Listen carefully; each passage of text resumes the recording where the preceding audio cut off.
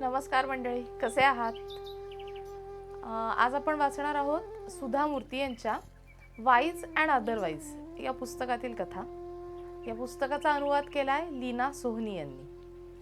आजच्या गोष्टीचं नाव आहे सचोटी हृदयातून येते. गोष्ट नक्की ऐका. आवडली तर आपल्या मित्रपरिवाराबरोबर नक्की शेअर करा आणि यू विल लाईक इट यांच्या चॅनलला लाईक, शेअर आणि सबस्क्राईब करायला अजिबात विसरू नका. यापुढे आपण अनेक विविध गोष्टी ऐकण्यासाठी भेटणार आहोत, त्यामुळे चॅनल नक्की सबस्क्राईब करा. सुरू करते. 3 वर्षापूर्वीची गोष्ट. जून महिन्यातील एक प्रसन्न सकाळ होती. मी नेहमीसारखीच कन्नड वर्तमानपत्र वाचत बसले होते. त्याच दिवशी SSCचा निकाल जाहीर झाला होता. आतल्या पानांवर उत्तीर्ण झालेल्या विद्यार्थ्यांची यादी छापलेली होती, तर वरच्या पानावर गुणवत्ता यादीत आलेल्या विद्यार्थ्यांचे फोटो झळकत होते. जवळजवळ अख्खं पानच त्याने व्यापलेलं होतं. गुणवत्ता यादीत आलेल्या विद्यार्थ्यांबद्दल मला नेहमीच अपार कौतुक वाटत आलेलं आहे. गुणवत्ता यादीत नाव येणं हे केवळ माणसाच्या बुद्धिमत्तेचं निदर्शक असतं असं नाही, तर विद्यार्थ्यानं हे यश मिळवण्यामागे किती अपार कष्ट केलेत, किती दृढनिश्चय आणि किती प्रयत्नशीलता आहे हेही आता दिसून येतं. मी स्वतः एका प्राध्यापकांच्या घरात वाढलेली आहे. माझी ही पार्श्वभूमी आणि माझा स्वतःचा अध्यापन क्षेत्रातला अनुभव या दोहोंमुळे माझी ही मनोभूमिका झालेली आहे. त्या दिवशी वर्तमानपत्रात आलेल्या त्या सगळ्या फोटोंमधून एकाच मुलाच्या फोटोनं माझं लक्ष अगदी लगेच वेधून घेतलं. माझी नजर त्यावरून हटेच ना. तो तसा दिसायला अशक्त आणि साधाच होता, पण त्याच्या डोळ्यात जी काही चमक होती ती मंत्रमुग्ध करणारी होती.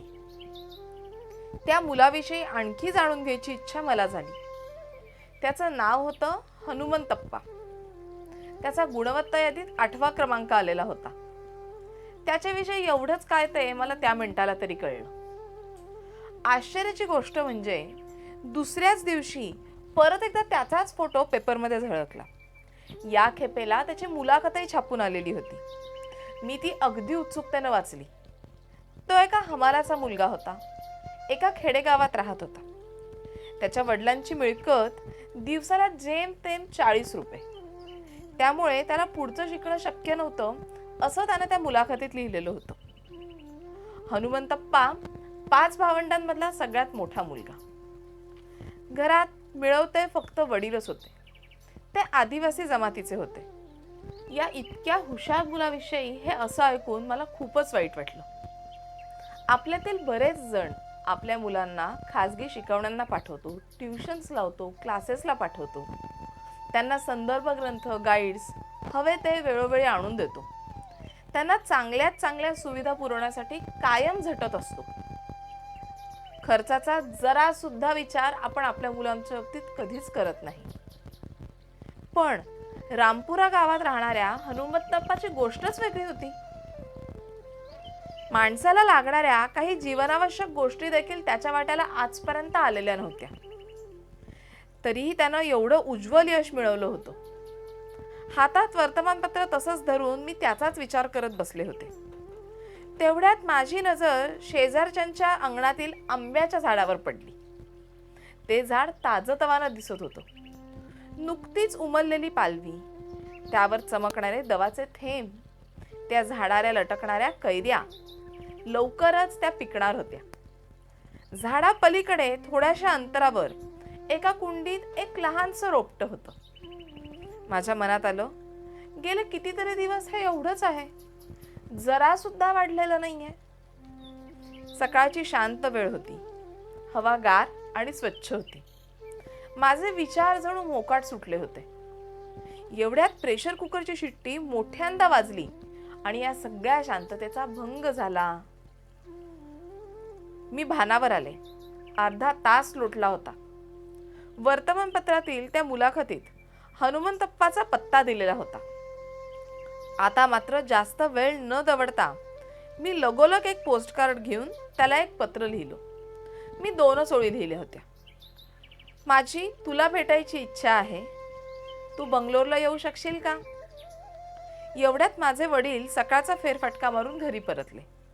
ते अत्यंत व्यवहारी विचारसरणीचे आहेत.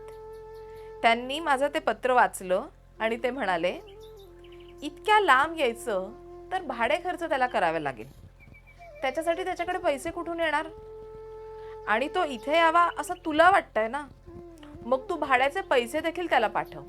आणि हो, अजून थोडेसे वरती पैसे पाठव, जेणेकरून तो 4 चांगले कपडे घेऊ शकेल. मग मी पत्रात तशी पुष्टी जोडली. मी तुला भाडे खर्च आणि वर कपडे विकत घेण्यासाठी थोडे पैसे पाठवत आहे. त्यानंतर 4च दिवसांनी त्याचं पत्र आलं. 2च ओळींचं. पहिल्या ओळीत त्यानं माझ्याबद्दल आभार मानले होते. दुसऱ्या ओळीत बंगलोरला मला भेटायची इच्छा व्यक्त केलेली होती. मी तातडीने त्याला पैसे पाठवले. आमच्या ऑफिसचा तपशीलवार पत्ता देखील कळवला. अखेर तो आमच्या ऑफिसात येऊन ठेपला. तो एखाद्या बावरलेल्या, वाट चुकलेल्या वासरासारखा दिसत होता. कदाचित त्याची बंगलोरला येण्याची पहिलीच खेप असावी. तो अत्यंत नम्र होता. त्याने स्वच्छ शर्ट पॅन्ट घातली होती. केसांचा नीट विंचरून व्यवस्थित भांग पाडलेला होता.